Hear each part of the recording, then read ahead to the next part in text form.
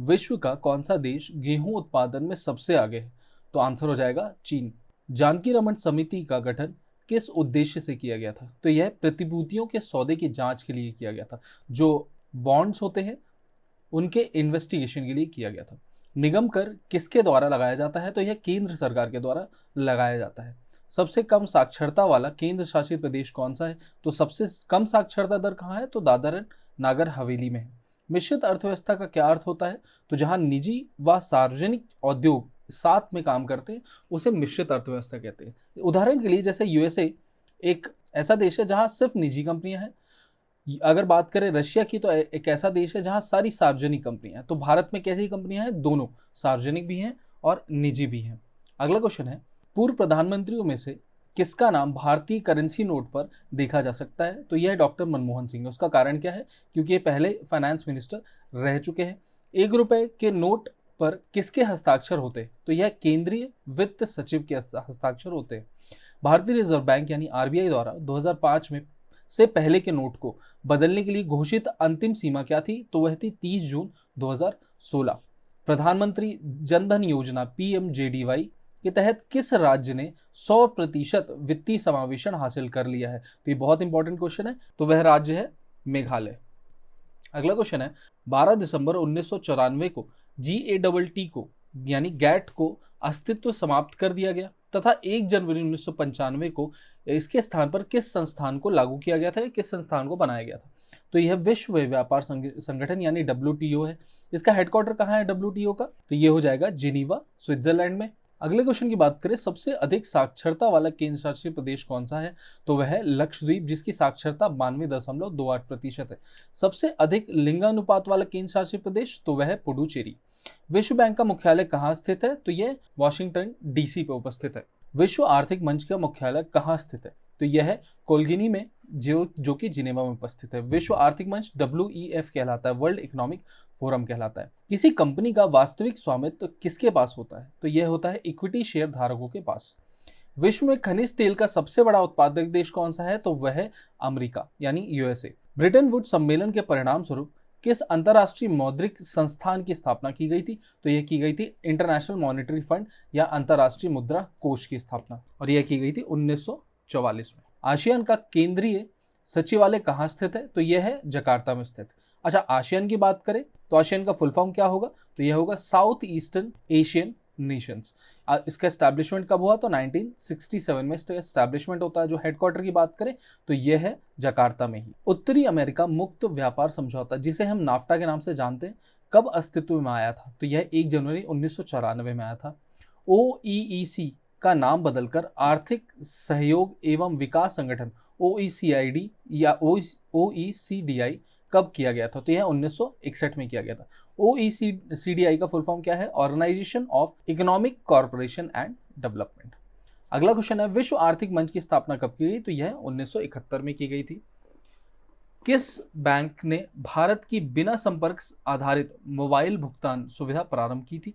तो यह की थी ICICI बैंक ने। उपभोक्ता द्वारा स्वेच्छा से किसी वस्तु के लिए भुगतान करना और उसके द्वारा भुगतान किए गए वास्तविक मूल्य के अंतर को क्या कहा जाता है? तो इसे कहते हैं उपभोक्ता अधिशेष। यूरोपियन यूनियन EU की स्थापना कब की गई थी? तो यह 1993 में की गई। और यूरोपियन यूनियन के कितने सदस्य शामिल हैं? तो यह टोटल 28 सदस्य शामिल हैं। एशियाई विकास बैंक की स्थापना कब की गई थी? एशियन डेवलपमेंट बैंक ADB, जिसकी हमने अभी बात की थी कुछ देर पहले, तो वह की गई थी 19 दिसंबर 1966 को। ब्रिक्स का गठन कब हुआ? तो यह होता है 2009 को। एपेक का सचिवालय कहाँ पर स्थित है? तो एपेक का सचिवालय है जो सिंगापुर में स्थित। दक्षिण पूर्व एशिया के 5 देश मलेशिया, सिंगापुर, इंडोनेशिया, फिलीपींस तथा थाईलैंड के आसियान की स्थापना कब की थी? तो यह की थी आसियान की स्थापना 8 अगस्त 1967 में। करेंसी एंड फाइनेंस पर वार्षिक रिपोर्ट का प्रकाशन किसके द्वारा किया जाता है? तो यह किया जाता है RBI यानी रिजर्व बैंक ऑफ इंडिया के द्वारा। GNP और GDP में क्या अंतर है? तो अगर GNP माइनस GDP कर देंगे तो हमें क्या मिलेगा? विदेश से शुद्ध साधन आय यानी net income from abroad. Company द्वारा लाभांश की घोषणा किस पर की जाती है? तो यह हमेशा सब्सक्राइब पर की जाती है, सब्सक्राइब पूंजी पर की जाती है। निजी क्षेत्र के काशीनाथ सेठ बैंक का विलय किस बैंक पर कर दिया गया है? तो यह भारतीय स्टेट बैंक में कर दिया गया है। भारतीय रिजर्व बैंक यानी आरबीआई डैश का नियमन प्राधिकरण है। तो यह बैंकों का नियमित प्राधिकरण है। 1 और 2 रुपए के सिक्के डैश से बनते हैं। तो ये बनते हैं फेरिटेज स्टेनलेस स्टील से। कौन सी फसल राष्ट्रीय फसल बीमा योजना को दर्शाती है? तो यह है पीएमएफबीवाई यानी प्रधानमंत्री फसल बीमा योजना। 1 अप्रैल 2010 से बैंकों के बचे खाते पर यानी बचत खातों की शेष राशि पर डैश ब्याज देना शुरू किया है। तो यह दैनिक आधार पर ब्याज देना शुरू कर दिया गया है। 2011 की जनगणना के अनुसार किस राज्य की दशकीय वृद्धि दर ऋणात्मक रही? तो वह रही नागालैंड की, जो है 0.47%। किस राज्य में महिला साक्षरता सबसे कम है? तो वह है राजस्थान में। सदस्य राष्ट्रों के मध्य वित्त और आर्थिक सहयोग को बढ़ावा देने के लिए विश्व व्यापार का संतुलित विस्तार करना कौन सी संस्था का कार्य है? तो यह अंतरराष्ट्रीय मुद्रा कोष यानी इंटरनेशनल मॉनेटरी फंड का। गैट यानी general agreement on tariff and trade की स्थापना कब की गई थी? तो ये 30 अक्टूबर 1947 को की गई थी। और याद रखेंगे इसी के बाद 1995 में गैट को खत्म करके क्या बना दिया गया था? तो डब्ल्यूटीओ बना दिया गया था। वर्ष 2009 में केंद्र सरकार के कैबिनेट रैंक के साथ डैश को विशिष्ट परियोजना का कार्य सौंप दिया गया था। तो यह थे नंदन एम नीलेकंठी। एक क्रेडिट कार्ड का स्वाइप करना डैश के सिद्धांत पर आधारित है। तो यह है इलेक्ट्रोमैग्नेटिक इंडक्शन पर। भारत का पहला बैंक कौन सा था? तो वो था बैंक ऑफ हिंदुस्तान। नवंबर 2015 में भारत सरकार ने समाचार एवं सामयिकी यानी करंट अफेयर्स चैनल के लिए एफडीआई में 26% से बढ़ाकर कितना कर दिया गया था? तो यह 49% कर दिया गया था। बैंकिंग कारोबार की शुरुआत हेतु साझेदारों की अधिकतम सीमित संख्या कितनी हो सकती है? तो वह 10 हो सकती है। कौन सा देश सतत सस्टेनेबल द्वारा प्रकाशित विश्व आनंद सूचकांक यानी वर्ल्ड हैप्पीनेस इंडेक्स जिसको कह सकते हैं 2015 की सूची में सबसे ऊपर था? तो यह था स्विट्जरलैंड। मगर अगर अभी की बात करें 2022 की, तो यह हो जाएगा फिनलैंड। ठीक है, फिनलैंड। किसको हाल ही में ब्रिक्स देशों के नए विकास बैंक के प्रमुख के रूप में नियुक्त किया गया है, जिसने इन्फोसिस लिमिटेड के अध्यक्ष के रूप में भी सेवा की है और अतीत में आईसीआईसीआई बैंक के कार्यकारी अध्यक्ष रहे हैं? तो यह है केवी कामत। स्थानीय संपत्ति की खरीदी हेतु बाह्य स्रोतों के उपलब्ध राशि में बढ़ोतरी को क्या कहा जाता है? तो इसे कहा जाता है पूंजीगत अंतर्वाह। प्रधानमंत्री नरेंद्र मोदी ने 125 रुपए और 10 रुपए मूल्य वर्ग के 2 स्मरणीय सिक्के किसके श्रद्धांजलि में जारी किए थे? तो ये किए थे BR अम्बेडकर की श्रद्धांजलि में। अमृत योजना किसके नाम पर रखा गया है? तो याद रखेंगे अमृत योजना क्या है? तो यह है आदिवासी क्षेत्र में गर्भवती और स्तनपान करने वाली महिलाओं के पोषण की जरूरतों को पूरा करने के लिए एक पहल है। क्या है? अमृत योजना। तो इसको अब्दुल कलाम के नाम पर रखा गया है। हीरो का व्यापार करने वाली अग्रिम कंपनी डी बियर्स किस देश की है? तो यह है दक्षिण अफ्रीका की। ग्रामीण महिलाओं के आर्थिक सुरक्षा प्रदान करने के लिए एवं उनके बचत की प्रवृत्ति को प्रोत्साहन देने के लिए महिला समृद्धि योजना कब प्रारंभ की गई थी? तो इसे 2 अक्टूबर 1993 को प्रारंभ किया गया था। क्षेत्रीय ग्रामीण बैंक को उनके प्रवर्तक बैंक यानी स्पॉन्सर बैंक में विलय करने की संस्तुति किसने दी थी? तो यह दी थी प्रोफेसर AM खुसरो की अध्यक्षता में 1989 में गठित एक कृषि साख समीक्षा समिति ने। संयुक्त राष्ट्र विकास कार्यक्रम UNDP डैश पर केंद्रित है। तो यह वैश्विक विकास की चुनौतियों के समाधानों पर जो है केंद्रित है। इसका जो एस्टैब्लिशमेंट हुआ था वो 1965 में हुआ था। और अच्छा याद रखना UNDP ही SDI रिपोर्ट जारी करता है और इसका हेडक्वार्टर कहाँ पे है? तो ये है न्यूयॉर्क में। भारतीय मुद्रा के नोट कहाँ मुद्रित किए जाते हैं? तो यह किए जाते हैं नासिक में। MS स्वामीनाथन नामक भारतीय अनुवांशिकी ने किससे प्रमुख भूमिका निभाई थी? तो यह हरित क्रांति में इन्होंने एक प्रमुख भूमिका निभाई थी। मेक इन इंडिया का प्रतीक यानी लोगो किसका बना है? तो ये बना है कॉक से बने शेर का, यानी क्या कहा जा सकता है कि जो पुर्जों से बने शेर से बना हुआ है। भारत की स्टैंड अप योजना की मंशा क्या है? तो यह है अनुसूचित जाति या अनुसूचित जनजाति और महिला उद्यमियों के बीच उद्यमशीलता को बढ़ावा देना। तो यह है स्टैंड अप इंडिया का उद्देश्य। भारत सरकार द्वारा 2012 से 17 की डैश पंचवर्षीय योजना का ड्राफ्ट तैयार किया गया था। तो यह थी 12वीं पंचवर्षीय योजना जो थी 2012 से 17 तक। केंद्र सरकार की नर्सरी स्कूल योजना किससे संबंधित है? तो यह संबंधित है युवा के मन में पर्यावरण के प्रति जागरूकता पैदा करने से संबंधित। भारतीय मुद्रा नोट में अग्रभाग पर दिखाई देने वाली भारतीय रिजर्व बैंक ऑफ इंडिया के मुद्रण के लिए किस तकनीक का प्रयोग किया जाता है? तो यह किया जाता है इंटैग्लियो प्रिंटिंग का। भारत गणराज्य में वित्तीय आपात स्थिति डैश द्वारा घोषित की जाती है, तो यह राष्ट्रपति के द्वारा घोषित की जाती है ना। वित्तीय आपातकाल जो कि अनुच्छेद 360 में दी हुई है, और आज तक भारत में कभी वित्तीय आपातकाल नहीं लगाया गया। मनी लॉन्ड्रिंग बिल किसका उद्देश्य क्या है? तो इसका उद्देश्य है अवैध रूप से प्राप्त किए गए धनों का आवाजाही पर निगरानी रखना। ऐसी विदेशी मुद्रा जिसमें शीघ्र पलायन कर जाने की क्या हो, स्थिति हो या अवस्था हो, वह क्या कहलाती है? तो यह कहलाती है गर्म मुद्रा यानी हॉट करेंसी। भारत के किस राज्य में शिशु मृत्यु दर सबसे कम है? तो वह है केरल राज्य में। 11वीं पंचवर्षीय योजना के मध्यावधि समीक्षा के औसत आर्थिक वृद्धि दर का लक्ष्य 9% से घटाकर कितना कर दिया गया था? तो इसे 8.1% कर दिया गया था।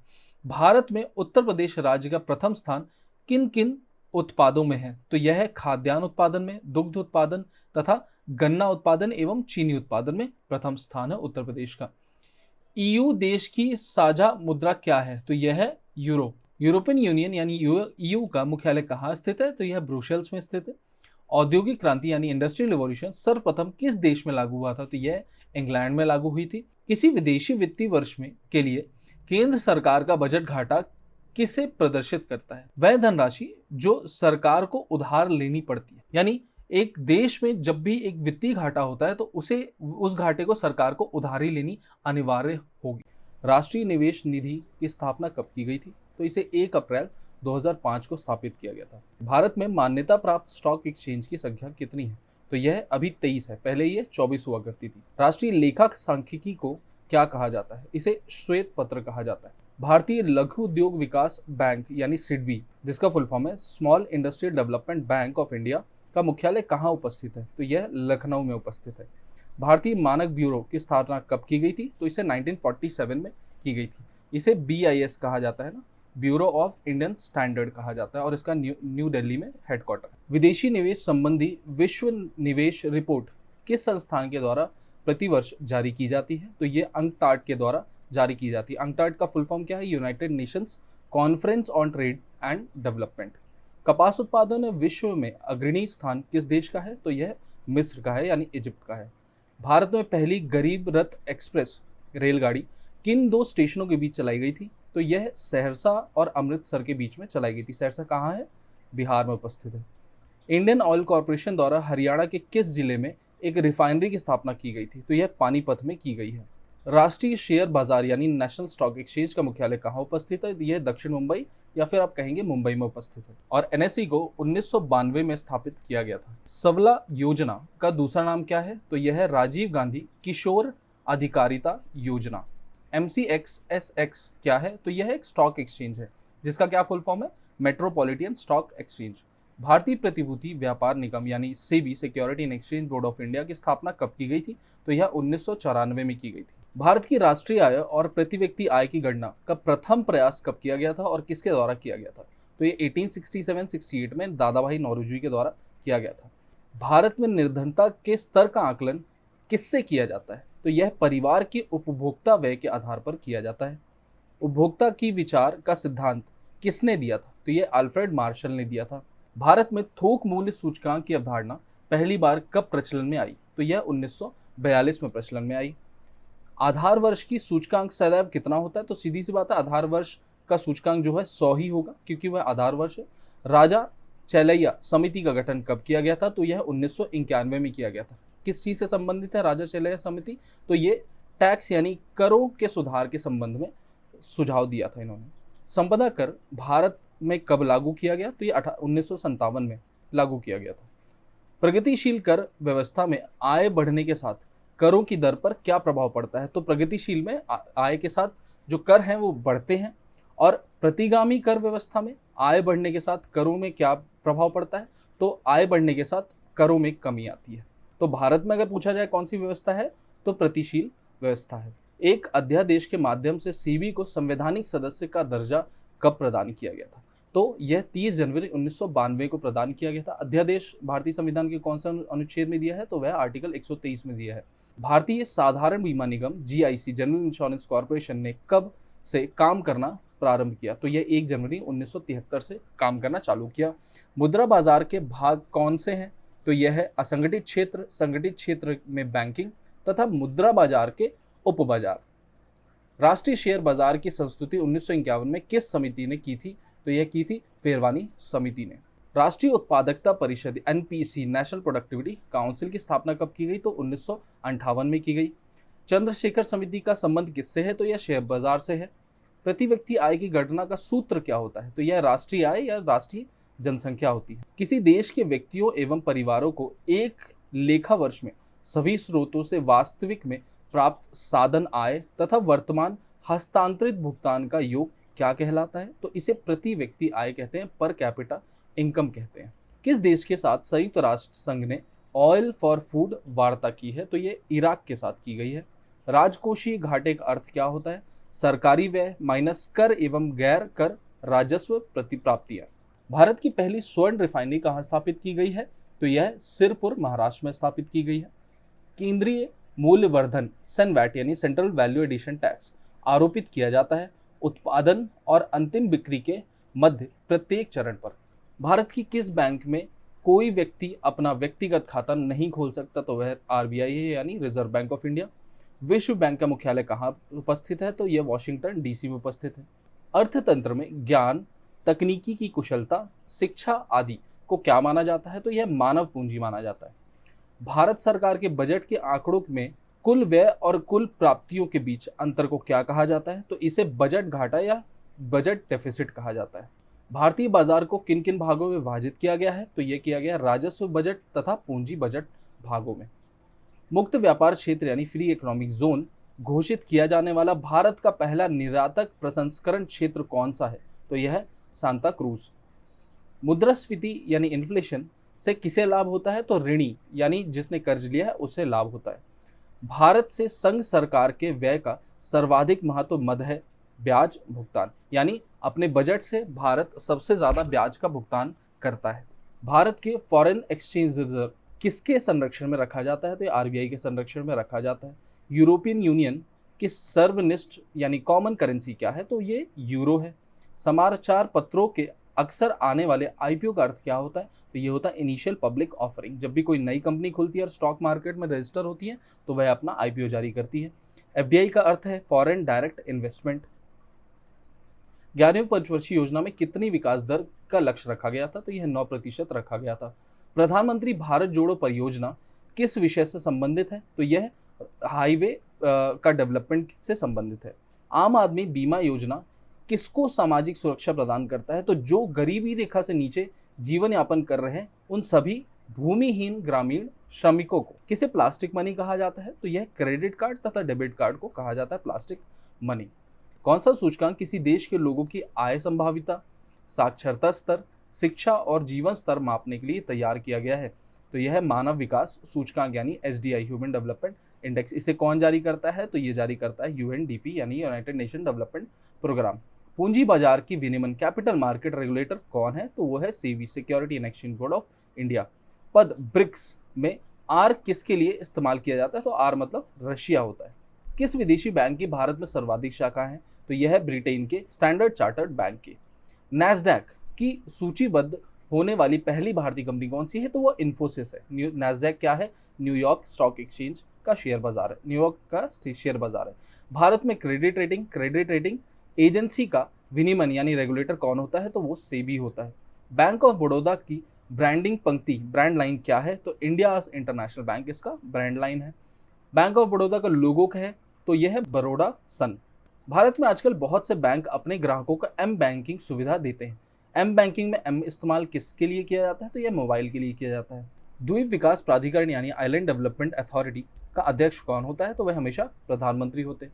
प्रधानमंत्री सुरक्षा बीमा योजना के तहत जोखिम कवरेज कितना होता है? तो यह 2 लाख रुपए का होता है। किस भारतीय राज्य को संपूर्ण डिजिटल राज्य घोषित किया जा चुका है? तो यह केरल को किया गया है। भारतीय रिजर्व बैंक यानी आरबीआई के 23वें गवर्नर कौन? तो यह है रघुराम राजन। कर यानी टैक्सेस की कटौती के बाद व्यक्ति के पास उपलब्ध आय को क्या कहा जाता है? उसे कहा जाता है प्रयोग के लिए उपलब्ध आय। भारतीय अर्थव्यवस्था के लिए हिंदू रेट ऑफ ग्रोथ पद किसने बनाया? राजकृष्णा ने बनाया। जिस बाजार में स्पर्धा की कमी होती है उसे क्या कहते हैं? तो उसे मोनोपोली या मोनोपोली कहते हैं, एकाधिकार बाजार कहते हैं। एक संयुक्त उत्पाद के रूप में कई उत्पादों की बिक्री की पेशकश को क्या कहा जाता है? तो इसे उत्पाद की गठरी कहा जाता है, प्रोडक्ट बंडलिंग कहा जाता है। 1947 में किसने सर्वप्रथम केंद्रीय बजट प्रस्तुत किया था? तो यह किया था आर के षणमुखम शेट्टी ने। एटीएम का विस्तारित रूप क्या है? तो ऑटोमेटिक टेलर मशीन है। रेलवे बजट 2016 के अनुसार रेलवे विश्वविद्यालय की स्थापना का प्रस्ताव कहाँ रखा गया था? तो यह बड़ौदा, गुजरात में रखा गया था। 1955 में कौन सा बैंक का नाम बदल के स्टेट बैंक ऑफ इंडिया रख दिया गया था? तो यह था imperial bank of India. ICICI bank की पहल वर्क एट होम पहल डैश के लिए है? तो यह बैंकों की महिलाओं कर्मचारियों के लिए है। गोल्डन हैंडशेक स्कीम किससे संबंधित है? तो यह स्वेच्छा सेवानिवृत्ति से संबंधित है। ब्रेक इवन पॉइंट स्थिति का क्या अर्थ होता है? तो वह स्थिति जब फर्म को ना लाभ हो रहा हो और ना ही हानि हो रही हो। बैंकिंग में शाख पत्र यानी लेटर ऑफ क्रेडिट का क्या अभिप्राय होता है? किसी बैंकिंग द्वारा बिना शर्त के दी गई ऐसी अधिवचन की वह दी गई तारीख को अदाकर्ता को निश्चित धनराशि के भुगतान की सुनिश्चित करता है। तो यह बताता है कि इस तारीख को मैं आपको यह धन वापस करूंगा या दूंगा, उसको लेटर ऑफ क्रेडिट कहते हैं। ये यूजुअली आमतौर पर विदेशों में जब भुगतान करना होता है उसके लिए प्रयोग किया जाता है। 2011 के लिए धर्म आधारित आंकड़ों में किस धर्म का न्यूनतम लिंगानुपात दर्ज किया गया था? तो यह सिख धर्म का किया गया था, जो 903 महिलाएं पर 1000 सिख में थी। भारत की पहली कृषि जनगणना किस वर्ष की गई थी? तो यह 1970-71 में की गई थी। विश्व में 1 अरब से अधिक जनसंख्या वाले राष्ट्रों में भारत का कौन सा स्थान है? तो वह दूसरा स्थान है। Economic and social commission for Asia and Pacific का मुख्यालय कहाँ है? तो इसे कहते हैं एस्केप। इसका हेडक्वार्टर है बैंकॉक में। महिलाओं की साक्षरता दर सबसे ऊंची किस राज्य में है? तो यह केरल में है। बैंक दर यानी बैंक रेट वह दर होती है जिस पर केंद्रीय बैंक सदस्य बैंकों के प्रथम श्रेणी के बिलों पर या पुनः कटौती करता है अथवा स्वीकार्य प्रतिभूतियों पर ऋण देता है। आर्थिक विकास का सर्वोच्च सूचकांक माना जाता है? तो यह माना जाता है बढ़ता जीवन स्तर को। कैपिटल एंड ग्रोथ नामक अर्थशास्त्र की पुस्तक के लेखक कौन है? तो यह है हिक्स। 13वीं वित्त आयोग के अध्यक्ष कौन थे? तो ये थे डॉक्टर विजय केलकर। इसके बाद बात करें 14वीं वित्त आयोग जो 2013 में आई, इसके अध्यक्ष थे वाई.वी. रेड्डी। और 15वीं वित्त आयोग जो 2017 में आई, उसके अध्यक्ष थे एन.के. सिंह। 2001 जनगणना के अनुसार भारत में कुल कार्य सहभागिता दर यानी वर्क पार्टिसिपेशन रेट क्या था? तो यह था 39.1%। मगर अगर 2011 की जनगणना की बात करें तो यह हो गया है 39.8%। मूल्य एवं पूंजी नामक पुस्तक के लेखक कौन है? तो ये है जे.आर. हिक्स। पंचवर्षीय योजनाओं को अंतिम स्वरूप किसके द्वारा प्रदान किया जाता है? तो ये किया जाता है राष्ट्रीय विकास परिषद यानी नेशनल डेवलपमेंट काउंसिल के द्वारा। शून्य आधारित बजट, जीरो बेस्ड बजट का आशय क्या है? तो यह है व्यय की प्रत्येक मद पर इस प्रकार विचार करना कि वह नई हो, यानी जो पिछला पैसा दिया गया है उसको जीरो कंसिडर कर लिया जाता है और उसके बाद नए बजट पूर्ण रूप से नया ही चालू किया जाता है। भारत में बैंकिंग दर किसके द्वारा निश्चित की जाती है? तो यह की जाती है रिजर्व बैंक ऑफ इंडिया के द्वारा। द वेल्थ ऑफ नेशन नामक पुस्तक के लेखक कौन थे? तो यह थे एडम स्मिथ। ऋण नीति किस व्यवस्था का अंग है? तो यह बैंकिंग व्यवस्था का अंग है। ध्यान दीजिएगा, ऋण नीति जो होती है वो आरबीआई बनाती है। मजदूरी का लौह सिद्धांत आयरन लॉ ऑफ वेजेस कहलाता है मजदूरी का जीवन निर्वाहक सिद्धांत। भारत के लिए विजन 2020 नीतिगत प्रलेख के रूप में तैयार करने वाली समिति के अध्यक्ष कौन थे? तो वह थे डॉक्टर एस.पी. गुप्ता। आर्थिक गतिविधियों का सिद्धांत किसने प्रतिपादित किया था? तो यह किया था डब्ल्यू रोस्टोव ने। भारत में ग्रामीण बेरोजगारी के कौन कौन से प्रमुख रूप मौजूद हैं? तो वह है मौसमी बेरोजगारी, अदृश्य बेरोजगारी और अल्प रोजगार। आयकर, निगम कर, व्यय कर, उपहार कर, संपत्ति कर व ब्याज कर आदि किसके द्वारा आरोपित प्रत्यारोपित किया जाता है? तो यह किया जाता है केंद्र सरकार के द्वारा। गरीबी उन्मूलन और आत्मनिर्भरता की प्राप्ति, ये दो प्रमुख उद्देश्य किस पंचवर्षीय योजना में संबंधित है? तो यह संबंधित है 5वीं पंचवर्षीय योजना से। मिश्रित अर्थव्यवस्था की अवधारणा किसके विचारों की उपज है? तो यह जे.एस. कीन्स की विचारों की उपज है। याद रखिएगा, भारत की जो अर्थव्यवस्था है वह मिश्रित है। भारत के किस राज्य के निर्धनता रेखा के नीचे जीवन यापन करने वालों की संख्या सर्वाधिक है? तो यह है उत्तर प्रदेश की। निजी क्षेत्र की विमान कंपनी एयर सहारा का अधिग्रहण किस कंपनी ने अप्रैल 2007 में किया था? तो यह किया था जेट एयरवेज ने। शून्य आधारित बजट, अभी हमने देखा जीरो बेस्ड बजट की अवधारणा के प्रतिपादक कौन है, तो यह है P.A. पोयर। अंतरराष्ट्रीय मुद्रा कोष की स्थापना किस घटना के परिणाम स्वरूप की गई थी, तो ये की गई थी ब्रेटन वुड्स कॉन्फ्रेंस की परिणाम स्वरूप। फॉर्म आय बीमा योजना यानी फॉर्म इनकम इंश्योरेंस स्कीम किसके द्वारा प्रायोजित की है, तो यह की है जनरल इंश्योरेंस कंपनी के द्वारा। भारत की कौन सी योजना सोवियत मॉडल पर आधारित थी, तो वैसे तो पंचवर्षीय योजना हमने सोवियत से ही ली है, मगर सोवियत मॉडल पर आधारित जो योजना थी वो थी दूसरी पंचवर्षीय योजना। योजना आयोग का उपाध्यक्ष होता है, तो कौन होता है, कैबिनेट मंत्री के दर्जा प्राप्त व्यक्ति। निगम कर लगाया जाता है, तो यह लगाया जाता है कंपनियों की आय पर, और ध्यान रखिएगा कंपनी की शुद्ध आय पर। राष्ट्रीय आय के आकलन में मूल्यह्रास की गणना किस पर की जाती है, तो वह की जाती है केवल पूंजीगत वस्तुओं पर। किस विधेयक के द्वारा सरकार वर्ष भर राजस्व एकत्रित करने की व्यवस्था करता है, तो वह है वित्त विधेयक पर। भारत में बेरोजगारी के आंकड़े किस संगठन के द्वारा एकत्रित किए और प्रस्तुत किए जाते हैं, तो ये किए जाते हैं नेशनल सैंपल सर्वे ऑर्गेनाइजेशन यानी NSSO द्वारा। वास्तविक राष्ट्रीय आय क्या दर्शाती है, तो स्थिर कीमतों पर राष्ट्रीय आय दर्शाती है। मल्होत्रा समिति का गठन किस प्रयोजन के लिए किया गया था, तो यह किया गया था बीमा क्षेत्र के सुधार के लिए सिफारिश देने के लिए। डवाकरा DWCRA जिसका फुल फॉर्म है development of women's in rural area, जो 1982 में शुरू की गई थी, इसका अभिप्राय क्या है, तो इसका अभिप्राय है ग्रामीण क्षेत्रों में महिलाओं और बाल विकास कार्यक्रम चलाना। घाटे की वित्त व्यवस्था यानी डेफिसिट फाइनेंसिंग का अर्थ क्या होता है, तो यह होता है आगम यानी रेवेन्यू से अधिक खर्च कर देना। संपत्ति की अवधारणा के मानवीय संपत्ति को किसने सम्मिलित किया था, तो यह किया था फ्रेडमैन ने। भारत में कौन सी योजना सोवियत मॉडल पर आधारित थी, तो अभी हमने देखा दूसरी पंचवर्षीय योजना। कृषि विपणन के विषय में कौन अद्यतन जानकारियां प्रकाशित करता है, तो यह करता है अर्थशास्त्र व सांख्यिकी विभाग। भारतीय रेल किस प्रकार का उद्यम है, तो यह है विभागीय उपक्रम। बैंकिंग दर क्या है, तो वह दर जिस पर भारतीय रिजर्व बैंक औद्योगिक बैंकों को उधार देता है। तो भारत के लिए किस औद्योगिक नीति में मिश्रित अर्थव्यवस्था की अवधारणा लाई गई थी पहली बार, तो 1948 यानी 1948 की नीति पे। मूल्य वर्धित कर यानी वैल्यू एडिशन टैक्स लागू होता है किस पर, उत्पादन शुल्क पर। भारत में किस वर्ष में मुद्रा के लिए दशमलवीय प्रणाली यानी डेसिमल करेंसीज की अपनाई गई थी, तो 1957 में अपनाई गई थी। अंतरराष्ट्रीय मुद्रा कोष का मुख्य कार्य क्या होता है, तो यह होता है सदस्य देशों के बाकी यानी डेफिसिट भुगतान की समस्याओं को हल करने में सहायता करना। वह कर जिस कर आधार बदल जाने पर भी कर की दर समान रहती है, वह दर कौन सा कहलाता है, तो वह कर होता है आनुपातिक कर। Bad money drives out good money, इस अर्थशास्त्र में यह नियम किसने प्रतिपादित किया था, तो इसे ग्रेशम का नियम कहा जाता है और ग्रेशम ने इसे प्रतिपादित किया था। देश में महान सांख्यिकीकार डॉक्टर प्रशांत चंद्र महालनोबिस का जन्म दिवस 19 जून अब किस रूप में मनाया जाता है, तो अब इसे राष्ट्रीय सांख्यिकीय दिवस के रूप में मनाया जाता है। न्यूयॉर्क स्टॉक एक्सचेंज के नैस्डैक 100 सूचकांक में शामिल की जाने वाली पहली भारतीय कंपनी कौन सी थी, तो वह थी इन्फोसिस। भारत की 11वीं पंचवर्षीय योजना की अवधि क्या है, तो यह है 2007 से 2012। भारत में सबसे पहली बार परिणाम बजट यानी आउटकम बजट कब पेश किया गया, तो यह पेश किया गया 25 अगस्त 2005 को। वर्तमान में भारत की राष्ट्रीय आय की किस क्षेत्र में योगदान सर्वाधिक है, तो सेवा क्षेत्र का योगदान हमारी राष्ट्रीय आय में सर्वाधिक है।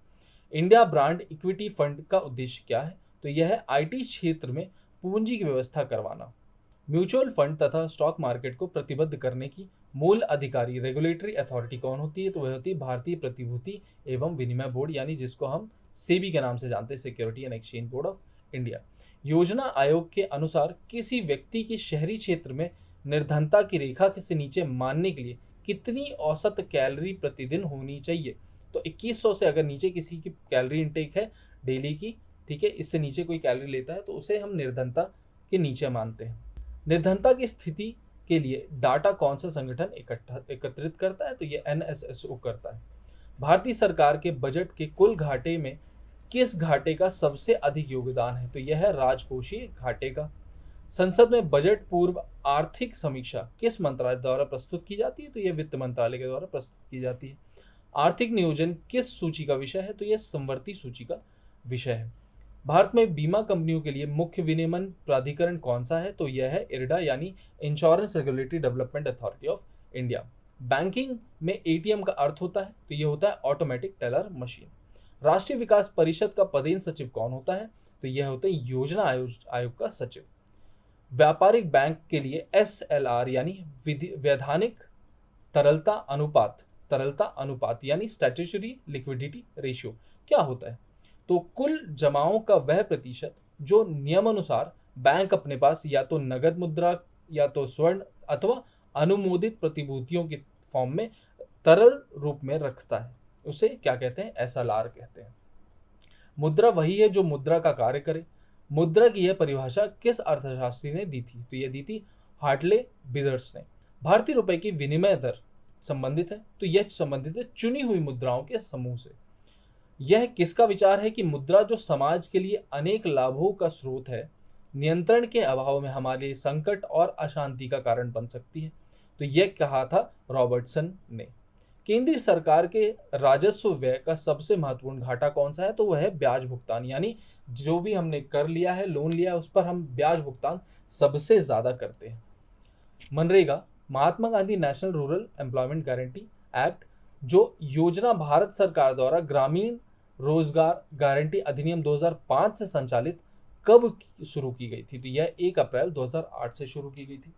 योजना आयोग के सदस्य की संख्या कितनी है, तो सरकार की इच्छा अनुसार परिवर्तित होती रहती है। किस समिति ने कृषि ज्योति यानी एग्रीकल्चर होल्डिंग पर कर लगाने की संस्तुति दी थी, तो यह दी थी राज समिति ने। औद्योगिक क्रांति यानी इंडस्ट्रियल रिवॉल्यूशन सर्वप्रथम किस देश में हुआ था, तो यह हुआ था इंग्लैंड में। राष्ट्रीय आवास बैंक किसका नियंत्रण उपक्रम है, तो यह भारतीय रिजर्व बैंक का। 2001 की जनगणना के अनुसार भारत की जनसंख्या विश्व की जनसंख्या का लगभग कितना प्रतिशत है, तो यह 16.7% थी। अगर 2011 की जनगणना की बात करें तो 2011 की जनगणना के अनुसार 17.7% होती है। बैंक नोट प्रेस कहाँ स्थित है, तो यह देवास मध्य प्रदेश में उपस्थित है। भारत सरकार द्वारा वर्षा बीमा योजना रेन इंश्योरेंस योजना कब शुरू की गई थी, तो यह वर्ष 2000। मिश्रित अर्थव्यवस्था का क्या अर्थ है, तो निजी व सार्वजनिक उद्योगों का सह अस्तित्व। जिस भी अर्थव्यवस्था में निजी और सार्वजनिक उद्योग दोनों साथ में काम करते हैं उसे मिश्रित अर्थव्यवस्था कहते हैं। हवाला क्या है, तो विदेशी मुद्रा विनिमय का अवैध कारोबार। जब भी जो पैसा होता है उसका इलीगल रूप से लेन देन करते हैं तो उसे हवाला का पैसा कहते हैं। राउरकेला का इस्पात कारखाना की स्थापना किस देश के सहयोग से हुई थी, तो ये जर्मनी के सहयोग से हुई थी। भारतीय प्रतिभूति एवं विनिमय board security and exchange board of India की स्थापना कब हुई थी, तो यह 12 अप्रैल 1988 में हुई थी। इसका हेडक्वार्टर कहाँ है, तो वह मुंबई में। कौन सा बैंक दीर्घकालिक साख उपलब्ध कराता है, साख मतलब यहाँ पे लोन है, तो वह भूमि विकास बैंक। 7वीं पंचवर्षीय योजना के अंतर्गत सार्वजनिक क्षेत्र के किस क्षेत्र को सर्वाधिक वरीयता प्रदान की गई थी, तो वह थी ऊर्जा क्षेत्र। पूंजी निर्माण के कौन कौन से 3 क्षेत्र होते हैं, तो पहला है बचत का सृजन, बचतों का संगठन और वास्तविक निवेश। अराबिका एवं रोबस्टा किसकी 2 मुख्य स्पीशीज है, तो यह कॉफी की स्पीशीज है। विभिन्न राज्यों के मध्य खाद्य उत्पादकों के वितरण तथा अन्य देशों के खाद्य उत्पाद के निर्यात व्यापार से कौन संबंध है, तो है नाफेड। नाफेड का फुल फॉर्म है national agriculture cooperative marketing of India limited. इसकी स्थापना कब हुई थी, तो 1958 में हुई थी। भारत में बचत का अनुमान लगाने का कार्य किसके द्वारा किया जाता है, तो यह भारतीय रिजर्व बैंक एवं केंद्रीय सांख्यिकी संगठन CSO के द्वारा किया जाता है। चतुर्थ योजना में 2 मुख्य उद्देश्य निर्धारित किए गए थे, वो क्या थे, स्थिरता के साथ समृद्धि और आत्मनिर्भरता की प्राप्ति। स्टाम्प शुल्क दवाओं और सौंदर्य प्रसाधनों पर उपलब्ध शुल्क केंद्र आरोपित करता है, परंतु इसका संग्रहण का अधिकार किसके पास है, तो वह राज्य के पास है। किस शुल्क को कौन अधिग्रहित करेगा, इसकी सूची कहां पे दी हुई, तो सबसे पहले 7वीं अनुसूची में और दूसरी जगह केंद्र राज्य संबंध में इसे बताया गया है। भारतीय मुद्रा की पूर्व परिवर्तनीयता कब बनाई गई थी, तो यह 1993-94 के बजट में बनाई गई थी। परिवर्तनीयता का मतलब होता है कि जब भारतीय रुपए को अन्य किसी मुद्रा से जोड़ दिया जाता है और अन्य किसी मुद्रा से परिवर्तन करने की दर निर्धारित कर दी जाती है, तो उसे परिवर्तनीयता कहते हैं। राष्ट्रीय विकास परिषद का पदेन सचिव कौन होता है, तो यह योजना आयोग का सचिव होता है। हमारे वर्तमान थोक मूल्य सूचकांक WPI होलसेल प्राइस इंडेक्स का आधार वर्ष क्या है, तो वह 2011-12 है। एशियाई विकास बैंक ने भारत के किस नगर में अपना आवासीय कार्यालय यानी रेसिडेंशियल ऑफिस खोला है, तो वह नई दिल्ली में खोला है।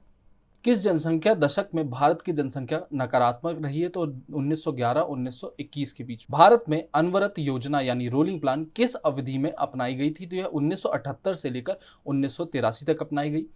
बैंक वाश प्रभाव शब्द का प्रयोग सर्वप्रथम किसने किया था? तो यह गुन्नार मिर्डल ने किया था। अदृश्य बेरोजगारी यानी डिस्गाइज्ड अनएम्प्लॉयमेंट व्यक्तियों की सीमांत उत्पादकता प्रायः कौन सी होती है? तो वह शून्य अथवा ऋणात्मक होती है। डिस्गाइज्ड अनएम्प्लॉयमेंट मतलब जब एक जगह पर किसी एक मजदूर की जरूरत है और 2 से 3 मजदूर उपस्थित होते हैं तो उसे डिस्गाइज्ड अनएम्प्लॉयमेंट या अदृश्य बेरोजगारी कहते हैं। इसमें उत्पादकता शून्य रहती है या फिर ऋणात्मक यानी निगेटिव होती है।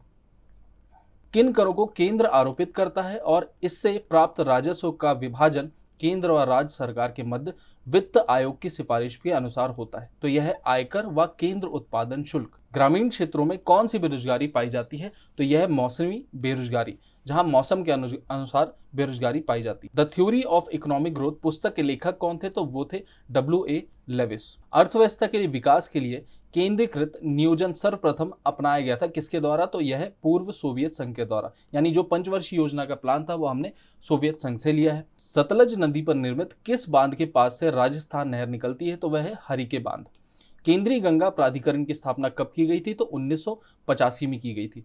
भारत सरकार द्वारा नई संशोधित वन नीति की घोषणा कब की गई थी? तो यह 1988 में की गई थी। सबसे पहली बार वन नीति कब बनी भारत में? तो वह बनी थी 1894 में, और उसके बाद उसे संशोधन यानी 1992 में इसे संशोधित करके आजाद भारत की पहली वन नीति बनाई गई। जनसंख्या वृद्धि का ज्यामितीय सिद्धांत किसने प्रतिपादित किया था? तो ये किया था टी.आर. मल्थुस ने। जब सीमांत आगम शून्य होता है तो मांग की लोच कितनी होती है? तो यह इकाई के बराबर होती है। इकाई यानी ई, जिसको इलास्टिसिटी भी कहते हैं। दास कैपिटल के लेखक कौन थे? तो यह थे कार्ल मार्क्स। उत्पादन में वृद्धि के साथ साथ उत्पादन की तकनीकी और संस्थागत व्यवस्था में परिवर्तन कहलाती है आर्थिक विकास। भारत की दूसरी पंचवर्षीय योजना का विकास किस रणनीति पर आधारित था? तो यह था महालनोबिस मॉडल पर आधारित। इसे कभी कभी नेहरू महालनोबिस मॉडल भी कहते हैं और यह 1956 से लेकर 1961 तक चली थी। रक्षा उद्योग क्षेत्र में निजीकरण को कितने प्रतिशत तक भागीदारी मान्यता प्राप्त कर दी गई, यानी FDI रक्षा क्षेत्र में कितना कर दिया गया था? वह 100% कर दिया गया है। क्रिसिल CRISIL का पूरा नाम क्या है? तो यह भारतीय क्रेडिट रेटिंग सूचकांक सेवा limited, credit rating information of India limited. Bharat में राष्ट्रीय आय का सबसे पहला अनुमान किसने और कब लगाया था? तो यह दादा भाई नौरोजी ने लगाया था और यह 1868 में लगाया गया था। और भारत में कब अपनाया गया? तो यह 1978 में अपनाया गया था। NASDAQ NASDAQ जिसका फुल फॉर्म है national association of security dealers automated quotation, America का शेयर बाजार है। भारत में कौन सी नोट निर्गम प्रणाली मौजूद है? तो यह न्यूनतम कोष प्रणाली। न्यूनतम कोष प्रणाली RBI के पास 200 करोड़ का रिजर्व रखने का आदेश दिया गया है और जिसमें से 1/2 भाग लगभग गोल्ड में रखना अनिवार्य किया गया है। इसे ही न्यूनतम कोष प्रणाली कहते हैं। पंचवर्षीय योजना को अनुमोदित करने के लिए सर्वोच्च संस्था है राष्ट्रीय विकास परिषद।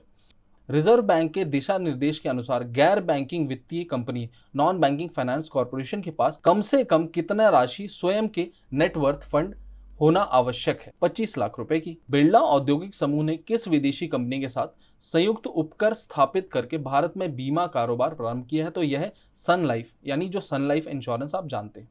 बैंक ऑफ मद्रास की स्थापना कब की गई थी? तो 1883 में की गई थी। बड़ा धक्का अथवा प्रयास सिद्धांत the big push equilibrium trap किसके द्वारा प्रतिपादित किया गया था? तो यह किया गया था रोजेस्टीन रोडान थीसिस के द्वारा। व्यवस्था में परिवर्तन कहलाता है आर्थिक विकास। योजना आयोग तथा राष्ट्रीय विकास परिषद जहां संविधानोत्तर संस्थान है, वहीं अंतरराज्यीय परिषद संवैधानिक स्थान है। इसका गठन कौन करता है? तो यह राष्ट्रपति के द्वारा किया जाता है। किसी अर्थव्यवस्था में जब वस्तुओं के मूल्य में वृद्धि होती है तथा मुद्रा के मूल्य में ह्रास होता है, इसे मुद्रास्फीति की स्थिति कहा जाता है। अथवा वृद्धि से सृजित मुद्रास्फीति क्या कहलाती है? तो यह मांग प्रेरित मुद्रास्फीति कहलाती है। यानी जब भी लोगों की आय बढ़ती है तो उसके कारण महंगाई बढ़ती है, इसे मांग प्रेरित मुद्रास्फीति कहते हैं। बैंक ऑफ बंगाल की स्थापना कब की गई थी? तो यह 1806 में की गई थी। बैंक ऑफ बॉम्बे की स्थापना कब की गई थी? तो ये 1840 में की गई थी। प्राथमिक घाटा जानने के लिए राजकोषीय घाटा में से किसे घटाना पड़ता है? तो वह है सकल ब्याज भुगतान।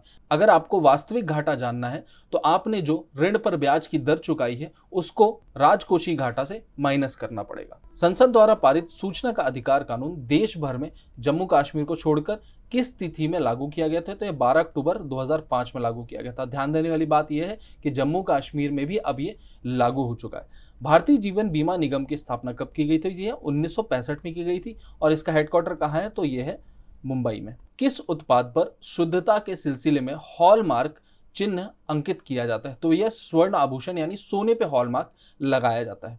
मुद्रा एवं वित्त पर वार्षिक रिपोर्ट किसके द्वारा जारी की जाती है? तो यह आरबीआई के द्वारा जारी की जाती है। डॉक्टर एपीजे अब्दुल कलाम ने किस वर्ष तक भारत में एक विकसित राष्ट्र बन जाने का आशा की थी? है नहीं, की थी, तो वह 2020 तक की थी। कापार्ड का संबंध है ग्रामीण कल्याण कार्यक्रम की सहायता एवं मूल्यांकन से। कापार्ड का फुल फॉर्म क्या होगा? Council of advancement of people action and rural technology, याद रखिएगा।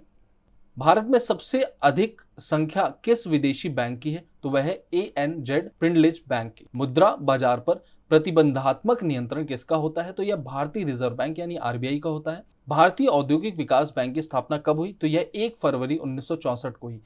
इसे कब कार्य करना शुरू किया? तो यह 1 जुलाई 1966 से कार्य करना शुरू किया था। बैंक ऑफ हिंदुस्तान की स्थापना कब की गई थी? तो यह 1770 में की गई थी। सार्वजनिक उपक्रम पर वित्त भार कम करने का उद्देश्य से सरकार ने इसके कर्मचारियों के लिए एक मुश्त मुआवजा देकर ऐच्छिक सेवानिवृत्ति की योजना प्रारंभ की थी। इसे क्या कहा जाता है? तो इसे गोल्डन हैंडशेक स्कीम कहा जाता है। रुपया को भुगतान संतुलन के चालू खाते के लेन देन के लिए पूर्ण परिवर्तनीय घोषित कब किया गया था? तो ये हम पहले भी देख चुके हैं 1994 में। आरबीआई द्वारा सीआरआर को किस सीमाओं पर परिवर्तित किया जाता है? तो यह 3 से 15% के बीच में। सीआरआर का फुल फॉर्म है कैश रिजर्व रेशियो। साख नियंत्रण से अभिप्राय देश में साख क्रेडिट की मात्रा एवं दशा पर नियंत्रण से है। भारत में यह कार्य किसके द्वारा किया जाता है? तो आरबीआई के द्वारा किया जाता है। व्यापार जिसके अंतर्गत किसी विक्रेता से कोई वस्तु तभी खरीदी जाती है जब वह क्रेता से भी कोई वस्तु खरीदने को तत्पर होता है, तो इसे क्या कहा जाता है? इसे काउंटर ट्रेडिंग कहा जाता है। आयोजना काल का आरंभ 1951 में हुआ। इस समय साक्षरता दर कितनी थी? तो यह थी 18.3%। इंदिरा आवास योजना जिसका उद्देश्य अनुसूचित जाति जनजाति तथा मुक्त बंधुआ मजदूरों को निःशुल्क आवास उपलब्ध कराना है, इसे कब प्रारंभ किया गया था? तो इसे 1985 में प्रारंभ किया गया था।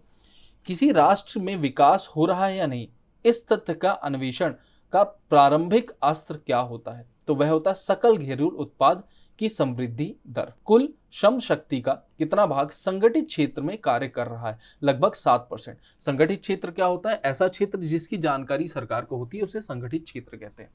अर्थव्यवस्था में निवेश के स्तर का संकेतक क्या है? तो वह सकल घरेलू पूंजी निर्माण। दक्षिण एशियाई क्षेत्र सहयोग संगठन शार्क का मुख्यालय कहाँ है? तो यह है काठमांडू।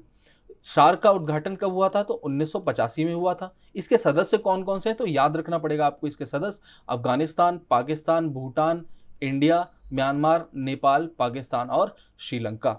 भारत से सर्वाधिक मूल्य के रत्न एवं आभूषणों का निर्यात किस देश को होता है? तो वह होता है संयुक्त राज्य अमेरिका को। विभेदी ब्याज दर DIB योजना के अंतर्गत बैंकों द्वारा कमजोर वर्गों को किस वार्षिक ब्याज दर पर ऋण दिया जाता है? तो यह 4% ब्याज दर पर दिया जाता है। स्वर्ण जयंती ग्राम रोजगार योजना SGSY कब प्रारंभ की गई थी? तो यह 1 अप्रैल 1999 को प्रारंभ की गई थी। मौद्रिक एवं साख नीति का नाम बदलकर क्या रख दिया गया है? तो रिजर्व बैंक की वार्षिक नीतिगत दस्तावेज इसको अब कहा जाता है। भारत का सबसे बड़ा म्यूचुअल फंड का संगठन कौन सा है? तो वह UTI है यानी यूनियन ट्रस्ट ऑफ इंडिया, जो 2003 में आपका स्थापित किया गया था। ट्रैक्टर पर उत्पादन शुल्क की दर क्या होती है? तो वह 0 होती है। क्यों? क्योंकि यह एग्रीकल्चर इक्विपमेंट के कैटेगरी में आता है। अगला क्वेश्चन है भारत सरकार के तंबाकू उत्पादन का विज्ञापन एवं प्रसारण पर प्रतिबंध किस तिथि को लगाया गया था? तो यह 1 मई 2004 को लगाया गया। यानी तंबाकू से उत्पादित कोई भी चीज होगी तो उसका प्रसारण आप टीवी पर या एडवर्टाइजमेंट नहीं कर सकते हो। एग्जिम नीति के तहत घोषित विशेष आर्थिक जोन स्पेशल इकोनॉमिक जोन योजना कब से क्रियान्वयन किया गया है? तो ये 1 मई 2004 से इसका क्रियान्वयन किया गया। बाजार के नियम के प्रस्तुतकर्ता या प्रवर्तक कौन है? तो वह JB शे है। बाजार के नियम यानी law of market. Law of market क्या करता है? कहता है कि पूर्ति अपनी मांग स्वयं निर्मित करता है। ठीक है, ध्यान दीजिएगा। तो अगर आपसे ये भी पूछता है कि पूर्ति अपनी मांग स्वयं निर्धारित करता है, यह किसने कहा था, तो ये जेबी शे ने कहा था। क्षेत्रीय ग्रामीण बैंक को उनके प्रवर्तक बैंकों में विलय करने की संस्तुति किसने दी थी, कौन सी समिति ने दी थी, तो वह एएम खुसरो समिति, जो कि 1989 में आपकी बनी थी। डो जोन्स क्या है, तो यह न्यूयॉर्क स्टॉक एक्सचेंज का शेयर बाजार है। सीमा शुल्क यानी कस्टम ड्यूटी की अधिकतम दर यानी पीक रेट कितनी होती, तो वह 200% होती। भारत में रत्न एवं आभूषणों के निर्यात में किसका अंश सर्वाधिक होता है, तो वह तराशे हुए हीरो का होता है। पंचधारा योजना भारत के किस राज्य से संबंधित होती है, मध्य प्रदेश से संबंधित है। मूडीज क्या है, तो यह अंतरराष्ट्रीय रेटिंग एजेंसी होती है। हायर एंड फायर नीति का संबंध किससे है, तो वो मुआवजा देकर कर्मचारियों की छटनी से संबंधित है।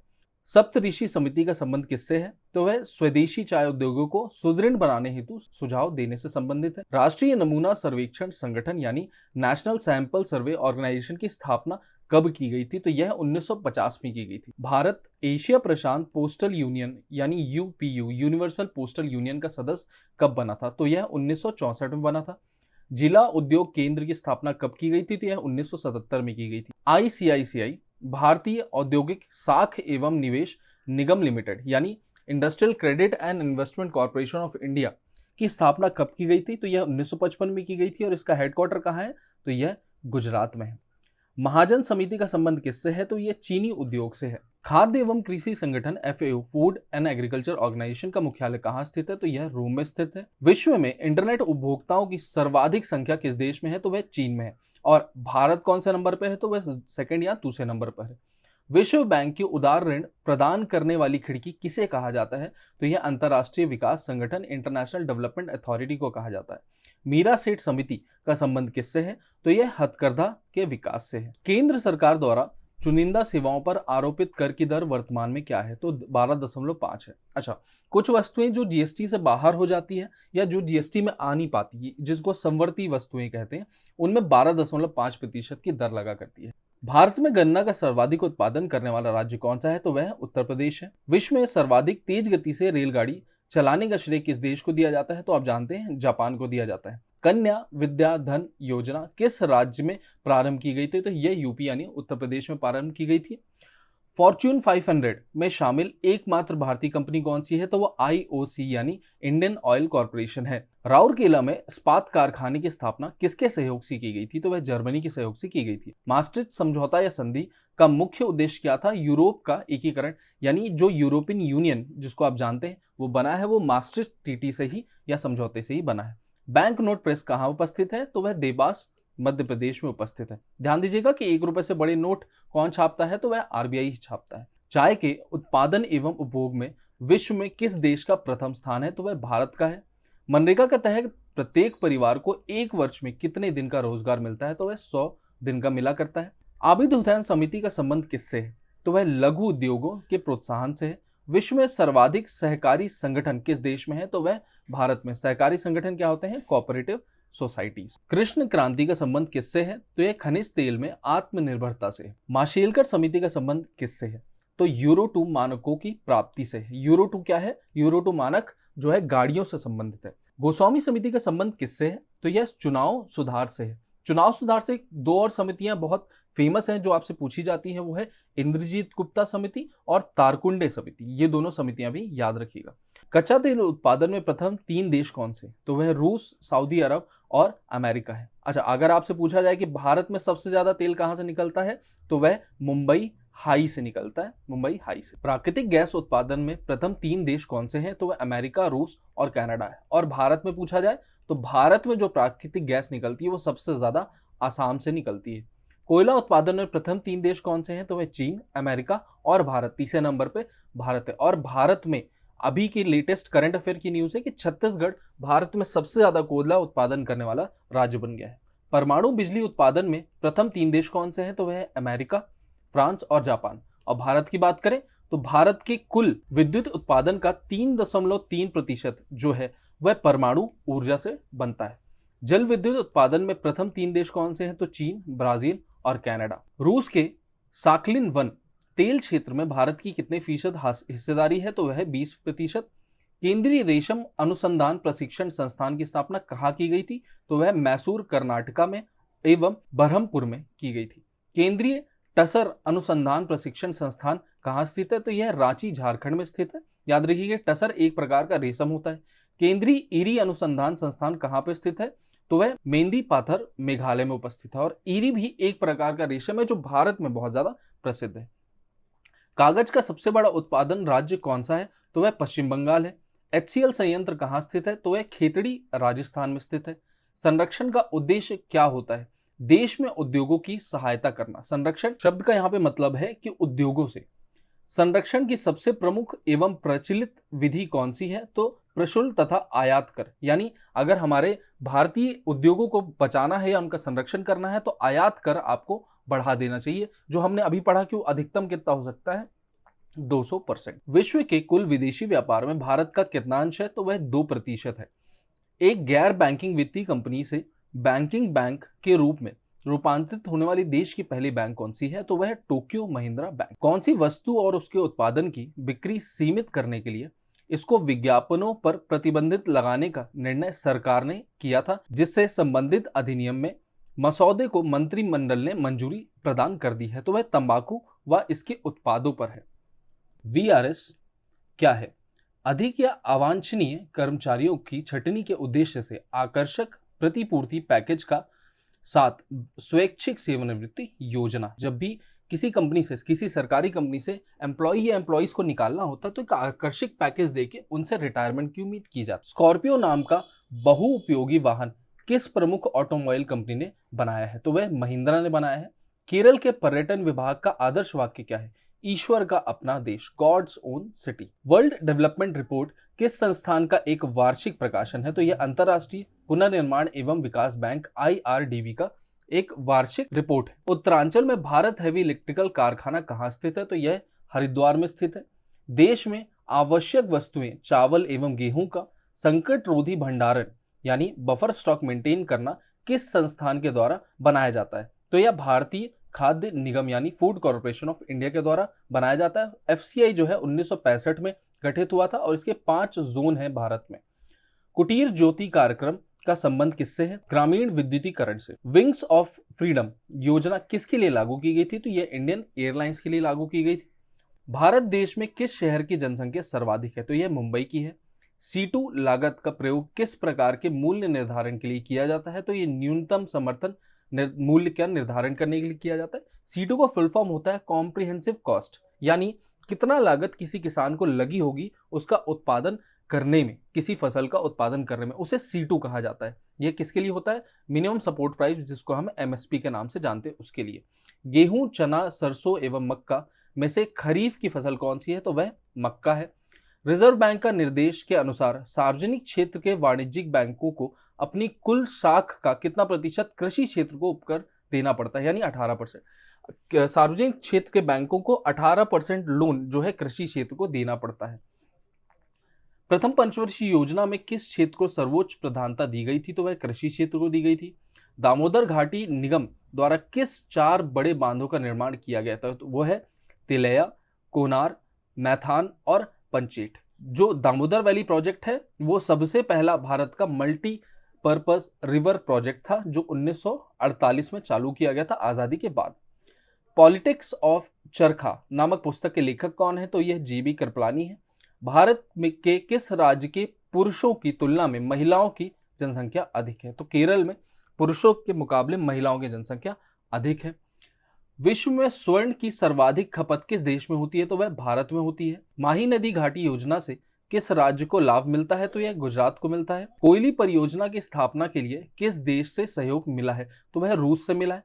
कोयली परियोजना क्या है? ये पहली चीज तो कोयली परियोजना गुजरात में उपस्थित है और दूसरा ये ऑयल फील्ड है यानी तेल उत्पादन क्षेत्र है। किस योजना के दौरान तमिलनाडु के कलपक्कम में परमाणु पावर प्लांट की स्थापना की गई थी? तो यह चौथी पंचवर्षीय योजना थी।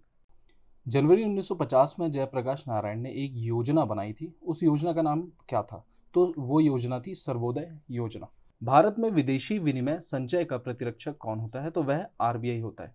विदेशी विनिमय संचय का मतलब होता है फॉरेन एक्सचेंज रिजर्व। जो भी विदेशी हमारे पास डॉलर या यूरोस होते हैं वो RBI के पास ही रहते हैं। किस औद्योगिक नीति में लघु कुटीर और ग्रामीण उद्योगों का विस्तार पर सर्वाधिक बल दिया गया था? तो वह औद्योगिक नीति 1991 की थी। मालगुजारी और मनोरंजन करों को कौन आरोपित व उपभोग करता है? तो वह राज्य सरकार करती है। केंद्र सरकार कौन से कर करती है, राज्य सरकार कौन से कर करती है, यह हमें भारतीय संविधान की अनुसूची 7 में देखने मिल जाता है। यही क्वेश्चन हमने प्रीवियस वीडियो में भी डिस्कस किया था। भारत में सूखा आशंकित क्षेत्र कार्यक्रम DPAP किस वर्ष प्रारंभ किया गया था? तो यह 1973 में प्रारंभ किया गया था। इसका फुल फॉर्म है ड्रॉट पॉसिबल एरिया प्रोग्राम। किसी देश के द्वारा आयातों पर लगाए गए करों को क्या कहा जाता है? तो उसे टैरिफ कहा जाता है। उपभोक्ताओं के बेहतर संरक्षण के लिए उपभोक्ता संरक्षण अधिनियम किस वर्ष पारित किया गया था? तो ये इंपॉर्टेंट है, 1986 में पारित किया गया। सेल 1 नाम से मोबाइल फोन सेवा किस कंपनी द्वारा उपलब्ध कराई जाती है? तो वह BSNL के द्वारा उपलब्ध कराई जाती है। मनी लॉन्ड्रिंग बिल का उद्देश्य है अवैध रूप से प्राप्त किए धन पर निगरानी रखना, न कि आवाजाही पर निगरानी रखना। देश की 150 जिलों में प्रारंभ किए गए काम के बदले अनाज योजना सर्वाधिक लाभान्वित होने वाला राज्य कौन सा है? तो वह है उड़ीसा। राजकोषीय घाटा, प्राथमिक घाटा एवं राजस्व घाटा के बीच कौन सा सबसे बड़ा होता है? तो राजकोषीय घाटा सबसे बड़ा होता है। ये तीनों घाटे कौन से होते हैं ये आप इस स्लाइड से देख सकते हैं। वीडियो पॉज करके इस स्लाइड को जरूर देखिएगा। मानव विकास सूचकांक HDI किस अर्थशास्त्री की देन है? तो यह महबूब उल हक की देन है। अच्छा, SDI किसके द्वारा जारी किया जाता है? तो UNDP के द्वारा जारी किया जाता है। इसमें भारत की रैंक 131 है और कुल देश जो है वो 189 है। केंद्र सरकार के कार्यक्रम काम के बदले अनाज का शुभारंभ भारतीय प्रधानमंत्री मनमोहन सिंह ने किया था। इन्होंने कहाँ किया था? तो यह आंध्र प्रदेश में ये रंगारेड्डी जिले से किया था। गोल्डन हैंडशेक स्कीम किससे संबंधित है? तो यह स्वैच्छिक सेवानिवृत्ति से संबंधित है। यदि पूंजी स्टॉक सदैव स्थायी है तो मूल्यह्रास क्या होगा? तो मूल्यह्रास 0 हो जाएगा। भारत में किस प्रकार के रासायनिक उर्वरकों की खपत सर्वाधिक है? तो यह नाइट्रोजनस जो उर्वरक होते हैं उनकी खपत भारत में सर्वाधिक होती है। भारत की राष्ट्रीय आय में किस क्षेत्र का सर्वाधिक योगदान है? तो सीधी सी बात है तृतीयक क्षेत्र का, जिसको हम सर्विस सेक्टर के नाम से जानते हैं। सप्तऋषि का गठन किया गया था। स्वदेशी चाय उद्योगों को सुदृढ़ के लिए आवश्यकता सुझाव देना, यानी सुदृढ़ बनाने के लिए आवश्यक सुझाव देने के लिए। मुद्रा नीति नियमित होती है रिजर्व बैंक के द्वारा। जो मॉनेटरी पॉलिसी होती है यानी पैसों से संबंधित जो पॉलिसी होती है कि रेपो रेट को बढ़ाना है घटाना है, ये सारी चीजें, तो ये रिजर्व बैंक ऑफ इंडिया के द्वारा किया जाता है। बाजार कीमत पर सकल राष्ट्रीय उत्पाद और साधन कीमत पर सकल राष्ट्रीय उत्पाद का अंतर क्या होता है? तो वह हमेशा शुद्ध अप्रत्यक्ष कर यानी इनडायरेक्ट टैक्स होगा। भारतीय मानव ब्यूरो का मुख्यालय नई दिल्ली में है। भारतीय वैज्ञानिक संस्थान कहाँ पर है? तो यह रांची में उपस्थित है। योजना आयोग ने अब तक 10 पंचवर्षीय योजना लागू की है, किंतु उनमें से अब तक कितनी वार्षिक योजनाएं लागू की गई हैं? तो 7 वार्षिक योजनाएं लागू की गई। ध्यान दीजिएगा, योजना आयोग ने 12 पंचवर्षीय योजनाएं लागू की हैं। ये पुराना डेटा है, इस कारण से ऐसा है। और जो 1 वर्षीय योजना है वो कब से कब तक लागू की गई थी? 1966 से 69, 78 से 80 और 90 से 92। ये 7 साल जो है 1 वर्षीय योजना चली थी। पर्यटन मंत्री द्वारा शुरू की गई वह नई योजना जिसका लक्ष्य भारत की समृद्धि विकास के बारे में लोगों को जागरूक बनाना और देश की स्वच्छता, अतिथि सत्कार की भावना को बढ़ाना के साथ साथ विदेशी मेहमानों के प्रति व्यवहार को बदलाव लाना है, उसका नाम क्या है? तो वह अतिथि देवो भव उसका नाम। उत्पादों की खरीदारी, भंडारण, संग्रहण, स्थानांतरण, विक्रय एवं वितरण के लिए भारत का कौन उत्तरदायी होता है? तो यह भारतीय खाद्य निगम यानी FCI, food corporation of India उत्तरदायी होता है। प्रत्येक देश निर्धारित कोटे के अनुसार IMF कोष में अंशदान करता है। इसे किस रूप में व्यक्त किया जाता है? तो इसे विशेष आहरण अधिकार यानी स्पेशल ड्रॉइंग राइट्स कहा जाता है। विश्व का सर्वाधिक जनसंख्या वाला शहर कौन सा है? तो वो है टोक्यो, जापान का टोक्यो शहर। प्रतिवर्ष आर्थिक समीक्षा किस मंत्रालय द्वारा प्रस्तुत की जाती है? तो वह वित्त मंत्रालय द्वारा की जाती है। भारत में पंचवर्षीय योजना बनाने की जिम्मेदारी किसकी है? तो वह योजना आयोग की थी। याद रखिएगा, अब योजना आयोग तो खत्म हो चुका है और 1 जनवरी 2015 से जो हमारा नीति आयोग है वह गठित हो गया है। तो अब योजनाएं जो बनाई जाती हैं वह नीति आयोग द्वारा बनाई जाती हैं। कृषि एवं सहायक क्रिया क्षेत्र संविधान की 7वीं अनुसूची की सूची में शामिल है। किस सूची में शामिल है? तो वह राज्य सूची में शामिल है। बंगलीहार योजना भारत की किस राज्य में स्थित है? तो यह जम्मू कश्मीर में स्थित है। APMC अधिनियम का पूरा नाम है एग्रीकल्चर प्रोडक्ट मार्केटिंग कमेटी। जो APMC एक्ट आया था वो 2003 में आया था और APMC के अंतर्गत ही नाम हमारा योजना है। शंघाई सहयोग संगठन में कितने राष्ट्र सदस्य हैं? तो टोटल 8 राष्ट्र जो हैं इसके सदस्य हैं। इसका हेडक्वार्टर कहाँ है? तो ये बीजिंग चाइना में है और 2001 में इसका फॉर्मेशन हुआ था। डो जोन्स किस स्टॉक एक्सचेंज का शेयर सूचकांक है? तो ये न्यूयॉर्क स्टॉक एक्सचेंज का सूचकांक है। विश्व व्यापार संगठन WTO के सदस्य संख्या कितनी है? तो 157। भारत में अनावरण योजना यानी रोलिंग प्लान किस अवधि के लिए बनाई गई थी? तो वह 1978 से लेकर 1983 तक के लिए बनाई गई थी। भारत का सबसे बड़ा व्यापारिक बैंक कौन सा है? तो वह SBI यानी स्टेट बैंक ऑफ इंडिया है। भारत के विदेशी विनिमय कोष फॉरेन एक्सचेंज रिजर्व का प्रतिरक्षक यानी कस्टोडियन कौन होता है? तो हमने कुछ देर पहले ही देखा था, वह RBI होता है। ऐसी प्रमुख लोकप्रिय कंपनियों के शेयर जो पिछले कई वर्षों से निरंतर समृद्धि के मार्ग पर अग्रसर हो तथा भविष्य में उनका और विकास होने की संभावना होती है, वो क्या कहलाते हैं? तो उन्हें ब्लू चिप कहा जाता है यानी ब्लू चिप स्टॉक कहा जाता है। उत्पाद शुल्क, सीमा शुल्क व सेवा कर किस क्षेत्र में आते हैं? तो यह अप्रत्यक्ष कर के क्षेत्र में आते हैं। आय कर, निगम कर, व्यय कर, उपहार कर, संपत्ति कर, ब्याज कर, होटल व पर्यटन कर आदि किसके द्वारा आरोपित प्रत्यारोपित किए जाते हैं? तो ये केंद्र सरकार के द्वारा लगाए जाते हैं। अंतर्राष्ट्रीय वित्त निगम किन्हें ऋण प्रदान करता है? तो वह विकासशील देशों को ऋण प्रदान करता है। देश में सर्वाधिक शहरी आबादी राजधानी दिल्ली में है। यहाँ शहरी आबादी का प्रतिशत कितना है? तो वह 93.2% है। भारत में ग्रामीण बेरोजगारी के कौन से प्रमुख रूप हैं? तो वह मौसमी, अदृश्य और अल्प बेरोजगारी के रूप उपस्थित है ग्रामीण बेरोजगारी में। 1934 में reserve bank of India act पारित किया गया था, किंतु इसकी स्थापना कब की गई? तो अगले ही साल 1 अप्रैल 1935 को स्थापना की गई। 1950 का इसका राष्ट्रीयकरण कर दिया गया था। भारतीय रुपए की विनिमय दर बनाए रखना, मौद्रिक नीति का निर्धारण करना तथा व्यापारिक बैंकों के बैंक का दायित्व निभाना किसका प्रमुख कार्य है? तो यह RBI यानी रिजर्व बैंक ऑफ इंडिया का कार्य है। योजना आयोग एक परामर्शदात्री व विशेष संस्था है। क्या भारतीय संविधान में इसका कोई उल्लेख है? तो जवाब है नहीं। ना तो योजना आयोग और ना ही नीति आयोग जो अभी काम कर रही है, नीति आयोग का भी उल्लेख संविधान में नहीं होता है। अंतरराष्ट्रीय मुद्रा कोष द्वारा इनहैंस्ड स्ट्रक्चरल एडजस्टमेंट फैसिलिटी के अंतर्गत दिए जाने वाले ऋण पर किस वार्षिक दर से ब्याज लगती है? तो ये 0.5% की ही ब्याज लगती है। पुनर्निर्माण एवं विकास के लिए अंतर्राष्ट्रीय बैंक किस अन्य नाम से भी जाना जाता है? तो उसे विश्व बैंक हम कहते हैं। सरकारी एजेंसी या निजी संस्थान द्वारा किसी विशेष आर्थिक गतिविधि को बढ़ावा देने के लिए दिया गया कोष कहलाता है, तो वह आर्थिक सहाय या आर्थिक सहायता कहलाती है। किस कर को मुद्रास्फीति बढ़ाने वाला माना जाता है और इसका बोझ निर्धन वर्ग पर पड़ता है? तो ये अप्रत्यक्ष कर होता है, क्योंकि अप्रत्यक्ष कर हर व्यक्ति को देना पड़ता है और ये मुद्रास्फीति यानी महंगाई को बढ़ाता है। सूती वस्त्र उद्योग के क्षेत्र में भारत का बॉस्टन किस नगर को कहा जाता है? तो सीधी सी बात है, उसे अहमदाबाद को कहा जाता है। शेयर घोटाले के संबंध में विभिन्न पहलुओं की जांच हेतु कौन सी समिति गठित की गई थी? तो यह जानकी रमन समिति गठित की गई थी। जानकी रमन समिति कब बनाई गई थी? तो सबसे पहली चीज तो RBI के द्वारा और दूसरी चीज 1992 में बनाई गई थी। ECGC का संबंध किससे है? निर्यात, वित्त एवं बीमा से। क्या है फुल फॉर्म ECGC का? Export credit guarantee corporation of India. ठीक है। विदेशी विनिमय प्रबंधन अधिनियम कब लागू किया गया था? तो यह 2003 को लागू किया गया था। सन 1991 में bank of Bengal, bank of Bombay और बैंक ऑफ मद्रास तीनों की मिलाकर इंपीरियल बैंक ऑफ इंडिया का स्थापना किया गया और बाद में 1 जुलाई 1955 को राष्ट्रीयकरण करके उपरांत इसका नाम बदल कर क्या रख दिया गया था? तो याद रखिएगा SBI आज की डेट पे इसका नाम है। रंगराजन समिति का संबंध किससे है? तो यह है भुगतान संतुलन से यानी बैलेंस ऑफ पेमेंट से, BOP से हम जानते हैं। दूसरी चीज ये कब गठित की गई थी? तो 1993 में गठित की गई थी, जब हमारी अर्थव्यवस्था को खोल दिया गया था। भारत विश्व की कुल ऊर्जा का कितना प्रतिशत उपभोग करता है? तो 3.7%। ये डेटा बदल गए होंगे, तो एक बार डेटा देख लीजिए।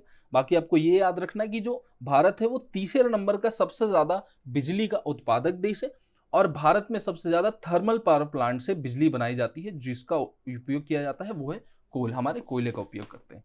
भारत का सबसे बड़ा तेल उत्पादक क्षेत्र कौन सा है? तो वह मुंबई हाई तेल क्षेत्र है। ग्रामीण विद्युतीकरण निगम RIEC की स्थापना कब की गई थी? तो यह 1969 में की गई थी। दुनिया का सबसे बड़ा पवन ऊर्जा उत्पादक देश कौन सा है? तो वह है डेनमार्क, और डेनमार्क के बाद जर्मनी, स्पेन, अमेरिका और भारत।